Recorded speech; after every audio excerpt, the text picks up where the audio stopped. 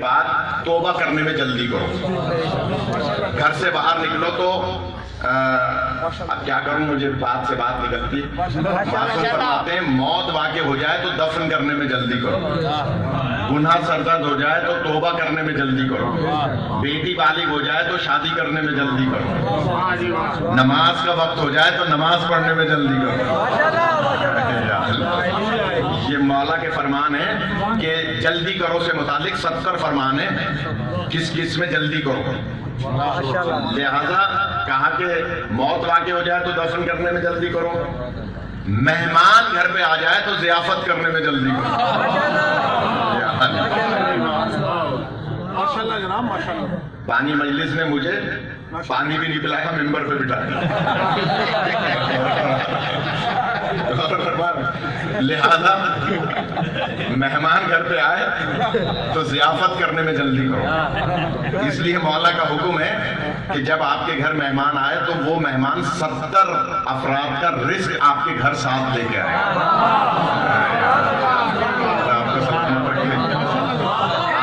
کتنے خوش قسمت ہیں, آپ نے کتنے مہمان بلائے. ایک مہمان 70 افراد کا رزق ساتھ لے کے آتا ہے. اب پتہ نہیں بعد میں بریانی ہے کچھ یاد ہے. اچھا پھر ٹھیک. تو ایک مہمان گھر میں آتا ہے, 70 افراد کا رزق ساتھ لے کے آتا ہے. حکم ہے معصوم کا کہ جب مہمان آئے, یہ تو خیر مجلس کو دیر ہو رہی تھی تو سیدھا میں خود ہی آ گیا, اس کے سامنے پہلے خشک میوہ رکھو. معصوم کا فرمان. ہاں یہ غور کر لیں جو مہمان بلانے والے. جب مہمان گھر پہ آئے تو سب سے پہلے اس کے خشک میوہ سامنے رکھو. یہ بادام اخروٹ یہ چیزیں جو ہیں خشک میوہ اپنی استطاعت کے مطابق. کچھ نہ ہو تو کھجور اس کے سامنے رکھو. کیوں معصوم فرماتے ہیں کہ جتنا خشک میوہ جنت کا اس کے سامنے رکھو گے, ایک ایک دانے کے بدلے 70 ہزار دانے آپ کے رزق میں لکھ کے جائیں. واہ واہ واہ واہ واہ واہ واہ. تو مہمان گھر پہ آئے تو ضیافت کرنے میں جلدی کرو. تو جلدی کا حکم ہے کہ جلدی کرو. تو بس میں یہ عرض کر رہا تھا کہ جناب ابو طالب کہ فعل کو اللہ اپنا فعل کرا دے.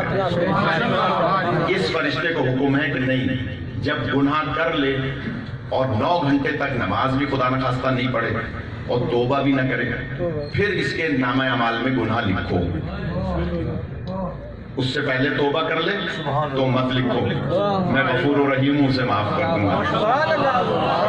اور اس کا مطلب ہے کہ یہ دونوں فرشتے لکھتے ہیں حکم خدا سے. لیکن اللہ کیا فرما رہا ہے, وَنَكْتُبُ مَا قَدَّمُوا وَآثَارَهُمْ, ہم تمہارے اعمال کو بھی لکھتے ہیں. اللہ کہہ رہا ہے ہم لکھتے ہیں. اس کا مطلب ہے ان کے فعل کو اللہ اپنا فعل قرار دے رہا ہے. تو میں صرف اتنی سی بات مسلمانوں سے کہوں گا کہ ان دونوں فرشتوں کے فعل کو جو غلطی نہیں کرتے, جتنا حکم ہے اتنا کام کرتے ہیں. میں اگر ضد کروں کہ نہیں انہوں نے نہیں لکھا تو آپ کہیں گے نہیں مولانا, اگر انہوں نے نہیں لکھا تو ان کی غلطی ان تک نہیں رہے گی, اس تک پہنچ جائے گی.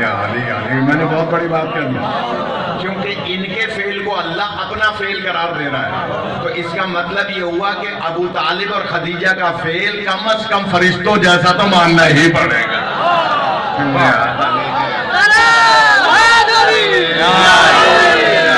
آپ کو سلامت رکھے کہ بس یہ وہ ہے کہ جنہیں میں امام مبین کی تشریح نہیں کر سکا, دیر کافی ہو گئی.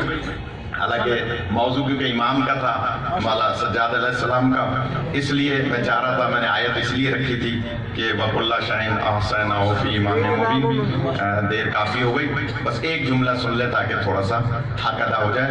اللہ فرماتا ہے کہ إِنَّا نَحْنُ نُحْيِي الْمَوْتَىٰ, ہم مردوں کو زندگی دیں گے. وَنَكْتُبُ مَا قَدَّمُوا وَآثَارَهُمْ, ہم تمہارے اعمال کو بھی لکھتے ہیں, آثار کو بھی لکھتے ہیں. وَقُلَّ شَيْءٍ أَحْصَيْنَاهُ فِي إِمَامٍ مُبِينٍ, اور ہم نے ہر شے کو امام مبین میں رکھا ہے. چیلنج کر کے بات کر رہا ہوں, اللہ نے لفظ امام 12 مرتبہ قرآن میں نازل کیا.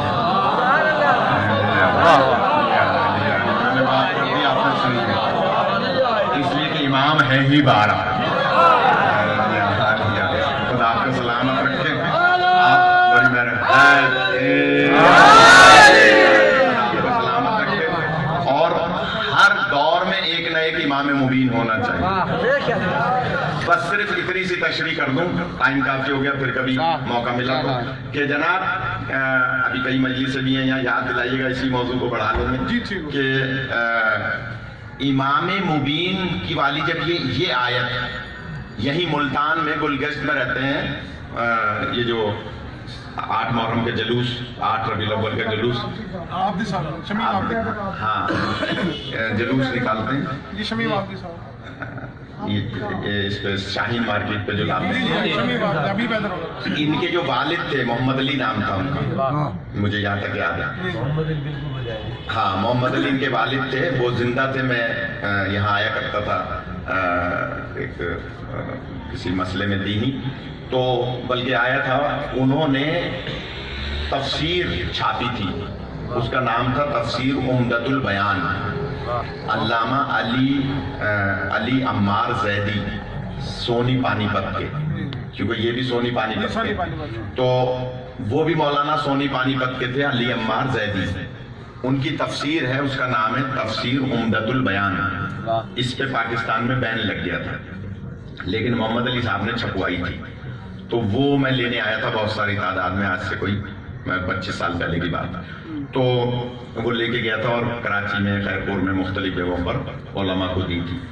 وہ تفسیر عمدۃ البیان, اس میں لکھا ہے کہ جب یہ آیت نازل ہوئی اِنَّا نَحْنُ نُحْيِي الْمَوْتَىٰ, تو صحابہ کرام کو جب پڑھ کے سنائی سرکار نے, تو صحابہ عرض کرتے ہیں سرکار ہم یہ بھی سمجھ گئے کہ اللہ مردوں کو زندگی دے گا, ہم یہ بھی سمجھتے ہیں کہ اللہ اعمال کو بھی لکھتا ہے, آثار کو بھی لکھتا ہے, لیکن یہ امام مبین کون ہے؟ اسی کے لیے میں نے زحمت دی آپ کو, یہ کہ یہ امام مبین کون ہے. صحابہ نے پوچھا, تو لکھا ہے تفسیر میں, اور بھی تفاسیر میں بعد میں نے پڑھا, لیکن کیونکہ میں نے اس میں شروع میں پڑھا تھا پہلی دفعہ, تو اس لیے حوالہ دے رہا ہوں, آپ کے شہر کا حوالہ ہے, کہ جناب کہا کہ جب یہ بیان فرمانا چاہتے تھے سرکار کہ امام مبین کون ہے, صحابہ نے سوال کیا. اس کمرے میں, اس حجرے میں اس وقت صحابہ بہت سارے تھے, مولا علی نہیں تھے. تھوڑا سا جا کے اس حجرے میں بہت سارے صحابہ تھے جنہوں نے سوال کیا کہ یہ امام مبین کون ہے. جیسے ہی صحابہ نے سوال کیا, نبی جواب دینا چاہتے تھے کہ دفعتاً اس کمرے میں ایک پیر اندر تھا مولا علی کا, ایک باہر تھا. اور فرمائے گا تو سرکار نے دیکھا جیسے ہی علی کا ایک پیر اندر ہے, تو کہا یہ ہے امام مبین.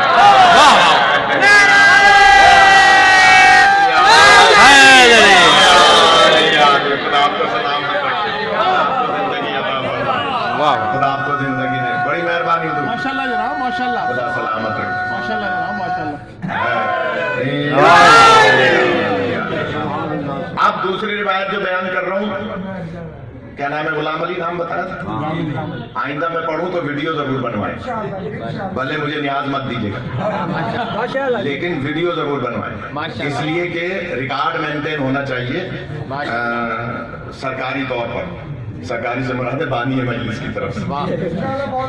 ہاں انشاءاللہ سب کو زندگی ہے.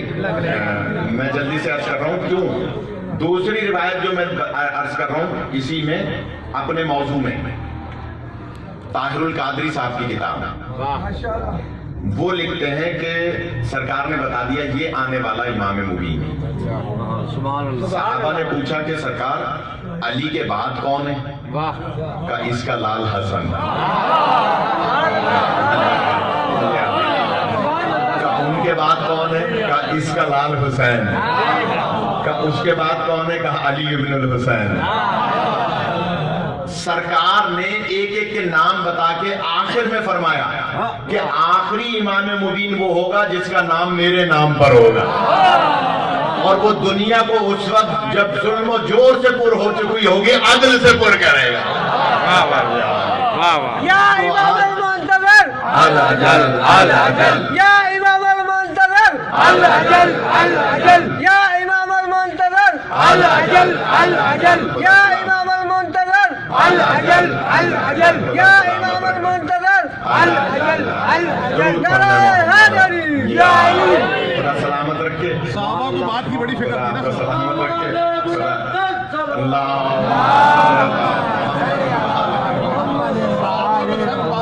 بات کی بڑی فکر تھی نا. ہاں اصل میں جب کوئی بات ہوتی ہے پھر مجھے دلیل یاد آ رہا ہے. فرما رہے ہیں حیدر رضوی صاحب کے صحابہ کو بہت فکر ہوتی. بات کی ہے. اصل میں سیاڑا کبا جو ہے نا پھنس جاتا ہے. وہ اس لیے بات کرتے تھے کہ شاید ہمارا کوئی ذکر ہو جائے. واہ واہ واہ واہ. لیکن جب بھی سوال کرتے تھے تو نبی علی اور اولاد علی کا تذکرہ اور فرماتے ہیں. اسی لیے حضرت عمر فرماتے ہیں کہ علی ابن ابی طالب کو جو بہت ساری فضیلتیں ملی ان میں سے 3 اور 3 میں سے کوئی ایک مجھے مل جاتی تو میری دنیا اور آخرت کے لیے کافی تھی. اب آپ نے کہا ہے تو سن لیجیے. 3 میں سے ایک مل جاتی تو کسی نے پوچھا کہ ابن خطاب وہ 3 کون سی فضیلت ہیں جن میں سے آپ ایک بھی چاہ رہے ہیں دنیا اور آخرت میں کافی ہونے کے لیے؟ تو کہا پہلی ہے کعبے میں پیدا ہونا علی.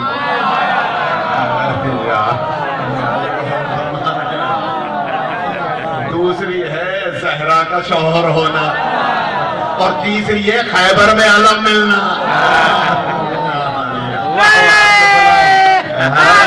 یا